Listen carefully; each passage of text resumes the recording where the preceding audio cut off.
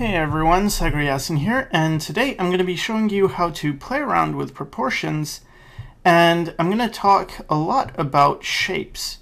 So, first thing I'm going to do is just, the basic stick figure that I always do. And again, I've done a few videos using these proportions before, so I'm not going to go into them. I just want to have something to compare to. So, this is usually how I would start a somewhat proportional figure. And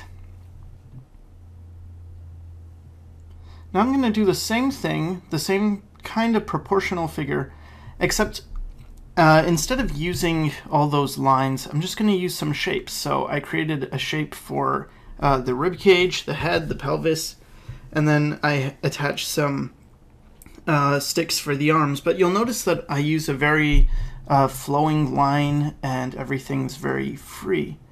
Now what I'm going to do though is I'm going to do the same thing as the second one where I use a shape for the rib cage instead of lines of measurement. But I'm just going to play around with proportions, and what I did is I marked out where the eyes usually go, which is halfway down the face, and in this one I pushed it so they're no longer halfway down the face, they're much higher to the top. And I've squished the torso, so that's really small, but I gave him really long legs and a very thin face. So I wanted to go for this tall, kind of a little bit, I don't know, scary almost? Not quite, I don't know. Serious, I would say serious guy with a somber expression. And yeah, so this is how I kind of prefer to draw and experiment, if I'm doing a more cartoony style.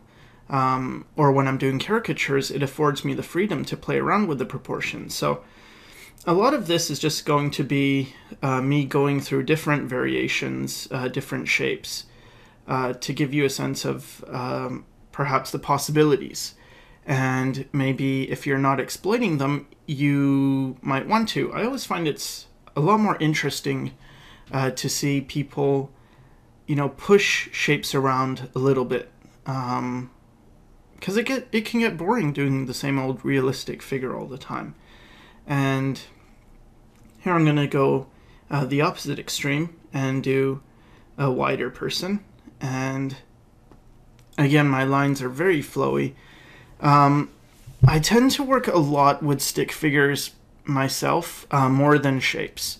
But I've learned that there are a lot of people who prefer actually working with shapes and who never really get into that whole stick figure type deal. So I guess I wanted to show this method, especially for people who maybe don't quite gravitate towards using lines as much, and they'd rather enclose things in shapes. So what I'm doing now is I'm explaining, or I'm trying to explain the basic shapes. So you have a circle, and you have a rectangular, a square, and a triangle. And there's a few ways to vary it. So here's one way, is that you could add a small circle on top of a large circle, or a small square on top of a larger square, a small triangle on top of a small triangle, and that's a way of, building figures as well.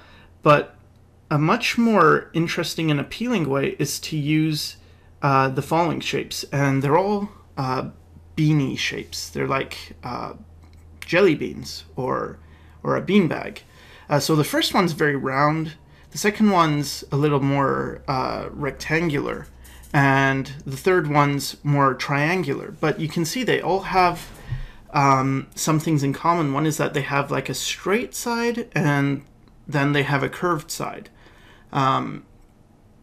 The rounder one has less of a curve on one side, and it's also got a crunch. But these shapes I find are really effective when you're drawing to get appealing things. So here I'm going to do a figure with a bean-like body and also a bean-like head, and then just stick legs. So the legs are thin, and then you have this beanie shape. And to me, because of the posture, this guy looks old.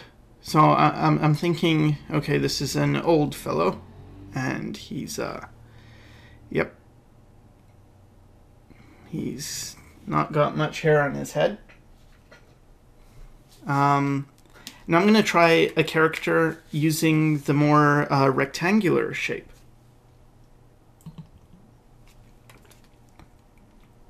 And again, you can make variations to this. You know, you don't have, like, when I did that rectangular shape, I'm just drawing something around that shape.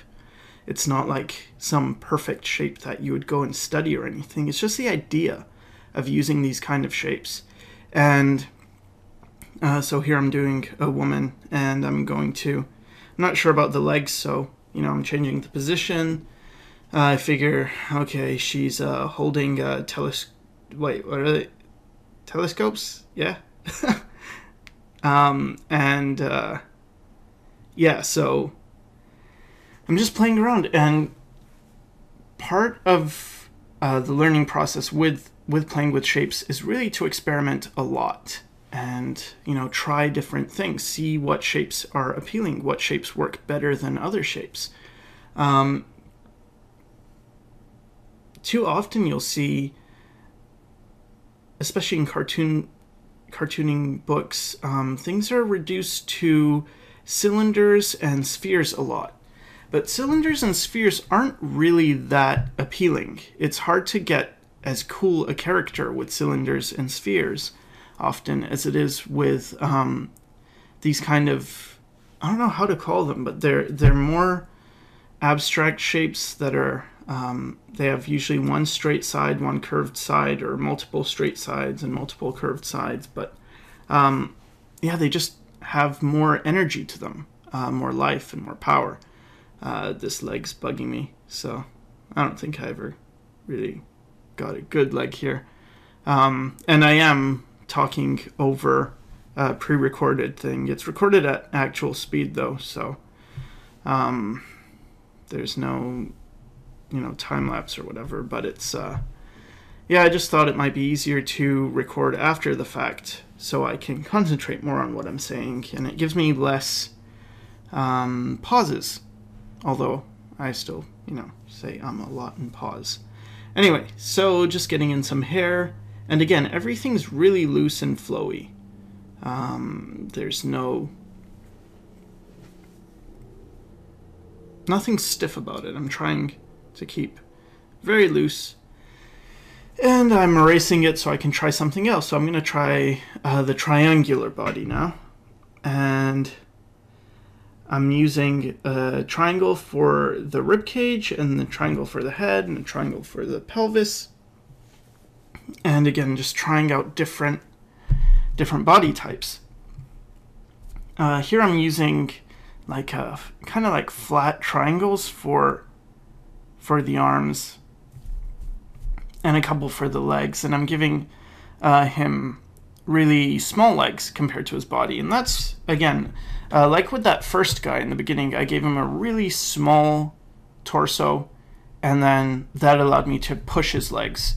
And that's one of the things about exaggeration, it's the same with caricature, is that if you want to take something that's usually even, so usually the crotch is halfway from the top of the head to the bottom of the feet. It's, you know, usually halfway. So the same way the eyes are usually halfway from the top of the head to the bottom of the chin. So that's a good place to push things. So you're gonna, you know, change it so that halfway is now higher or lower than it should be. And everything's relatively in proportion. So, you know, you're not deviating too much, but at the same time, you can push things quite a lot. I'm not sure if that makes sense, but anyway, it's kind of hard to explain, but it's like, there are times when you could not really pay attention to things. Maybe you haven't learned about proportions, and then your figures are just out of proportion, and then they look wrong. it's very different than having a conscious decision about where your proportions are going to be and how they're going to be exaggerated one way or another. So, figuring this guy's some wrestler type character. And I'm using, I explained with the tool presets video that you can get different tool presets, and this eraser is one of those. I don't remember exactly where I got it. I think it's called a Duso or Duso eraser. Anyway, so it leaves those little marks behind.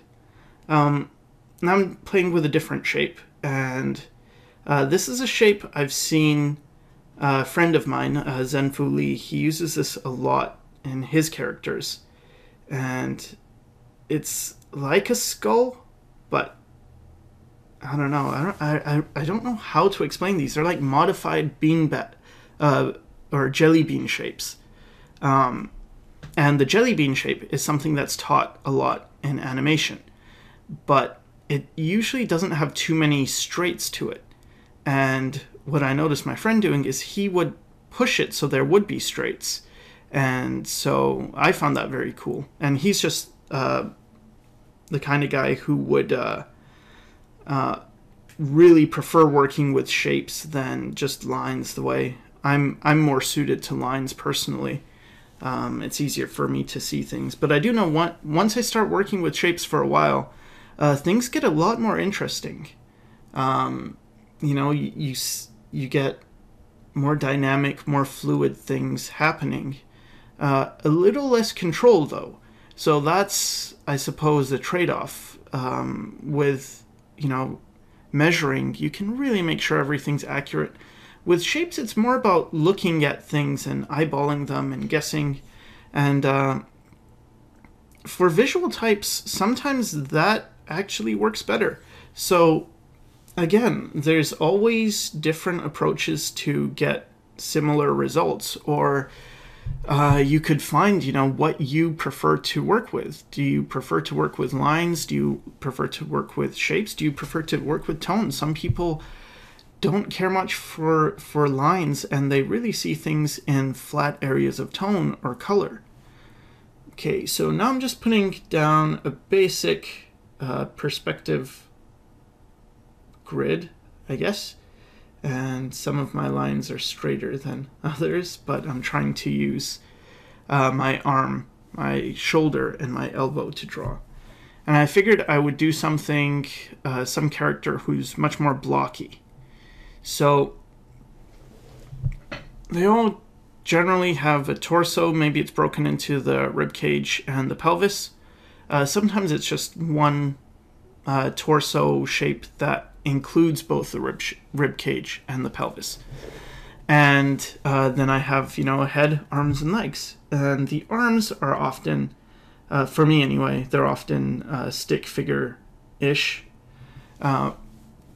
You gotta experiment, but I found that a lot of times there's just certain combinations that work better than others, that just look a lot more appealing. And there's always exceptions to the rule, and you know, there really isn't any rule, but I find that, you know, having thin legs with a fat or a wide torso, it's pretty cool. It's pretty appealing.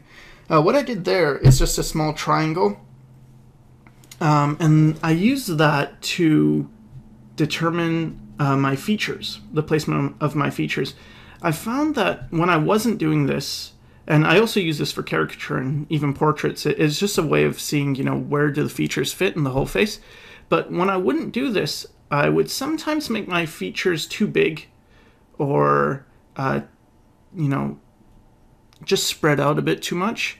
And having that there and playing around with that shape of that triangle as well, making it small and wide or thin and long, that gives you, again, more room to play around. And what I'm doing now is I'm just detailing it a little bit to show you the possibilities that, you know, you can start with these really rough shapes, but then you can build on top of them. And often the cool things you see in terms of characters that professionals have done is that, you know, they all start out with very simple shapes. And then it's just about refining those.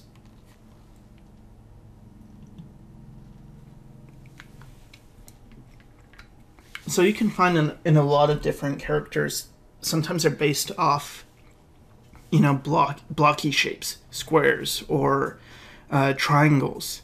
Often villains have a lot of triangular shapes to them because triangles are sharp and they can hurt you. You know, think of thorns or teeth. And so these kind of shapes, especially triangles that are inverted where the flat part is at the top, those are pretty, you know, intimidating shapes. So including those can instantly make a character seem already more intimidating, more evil maybe. Blocky shapes, on the other hand, seem more stable. They're also very strong, but, you know, it's not necessarily an evil, and I hate that. Thinking of it that way just because I don't consider triangles evil. I think they're pretty cool. Triangles are my favorite shapes and I see them all the time. But anyway, so blocky shapes are more stable, and then you have round shapes which are more soft. Sometimes they're associated with being more feminine, whereas blocky shapes are more masculine. And they're definitely the least intimidating out of the three, if you think of triangles and squares and circles. Circles are the friendliest shapes, and a lot of cartoons for that reason are also built around circles. Things just look cute. But again, I prefer these kind of weird shapes that they have some properties of both triangles and squares and circles, and they're the bean-like shapes.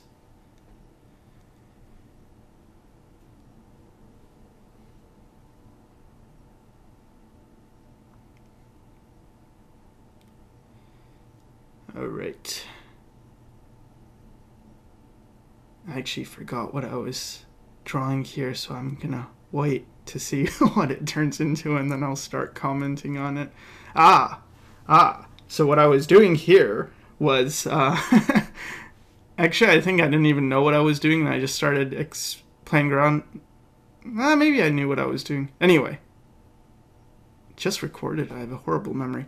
But yeah, so this guy is just, I want to create a gesture for this guy, and I'm using the same kind of jelly bean shape, but now it's much heavier up top. And it kind of gets sharp at the bottom. If you think about it, it looks a little bit like a reversed comma. And yeah, I'm just playing around with his pose. Maybe he's sitting on a bench or something. And you'll notice how the features are all kind of pushed to the lower area, and it gets kind of crowded there, but then there's an empty space that balances it up top. It's a lot more room up top, and usually, you know, when you have that, it's a lot more appealing. When you have things where, you know, you have a face and all the features are very spread out, so there's not a big area of space and a small crowded area of detail, then it's a lot less boring. I mean, it's a lot more boring, sorry, when things aren't spread out, or when things are spread out, it's more boring. Jeez. So I try and do this with pretty much everything. If I have areas of detail, I try and cluster my detail areas together so that I have detail and then some space, and then detail and then space. So again, I'm just trying to detail this guy a little bit more. I'm not really happy with how it looks. And the thing with this style, though, is it can kind of become anything, depending on how you detail it.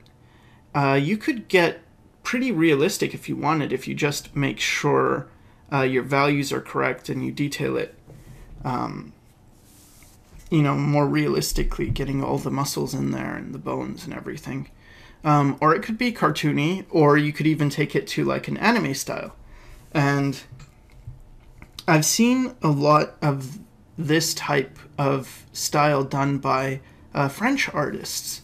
And the French style to me is so interesting because it's a pretty happy medium in between a more Japanese anime type style and a more American style. So yeah, I really like the French styles.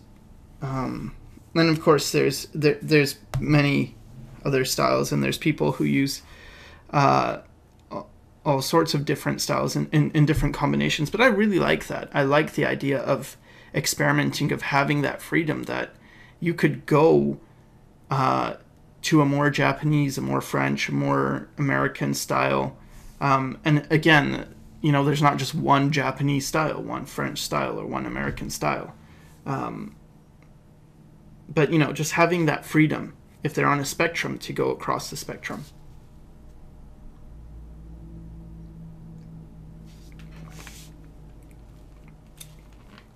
And now I'm doing like a little bit of what I was mentioning with that French style. So I'm going to take a shape, and I'm making the eyes a little bit more anime-ish,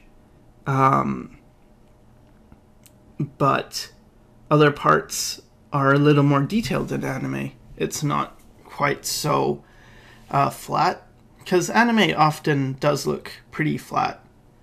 And I mean, often it's done on purpose, right? It's part of the style.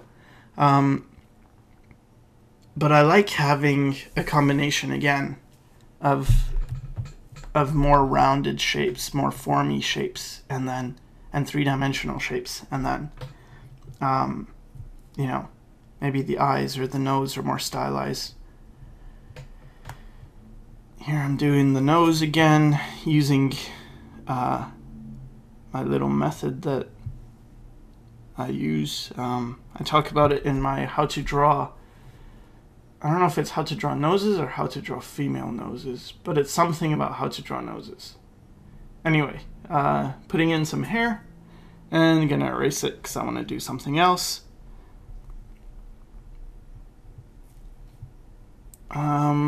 So what's this gonna be? Again, I start, like, this is a more diamond-ish shape, I guess, but it's still that bean-like shape. Here's a more squished version of that shape. So it's really a resilient shape. You can push it around a lot. You can do a lot with it. If you just imagined it as clay or something, you could squish it around, and it's just very versatile. I sometimes feel almost like it's cheating. I mean, it's not, but because you can get such good results once you get used to using these kind of shapes. I'm sure you still have to know your basics. You have to understand the fundamentals, proportion, perspective, anatomy, things like that. But once you have that, can create a lot of cool things with using different kinds of shapes. So now I figure it's some guy, and he's pretty buff. I'm not exactly happy with this one. The face looks too childish because of the big eyes, and then the neck seems too big, so it looks somewhat wrong. But whatever. The name of the game is experimenting, and really that's so important. It's like just trial and error. So much isn't about even like watching videos and copying it step by step. Like, what did this person do? It's more about no, just go off on your own and play around. See what happens if you do this thing or that thing, and you'll see how fast I like to sketch. And it's just because it's more exciting that way. It's messy, yeah, but I can always clean it up, and that's something to keep in mind. Especially even if you're doing traditional. Something I like to do now. I haven't used it too much just because I haven't had time, but I have a light pad thing. It's called a LightPad, and it's I forget what brand makes it, but anyway, it's good. It's pretty useful for you can draw as sketchy as you want and then lay over a piece of paper and then clean it all up. And it's the same as working digitally with layers.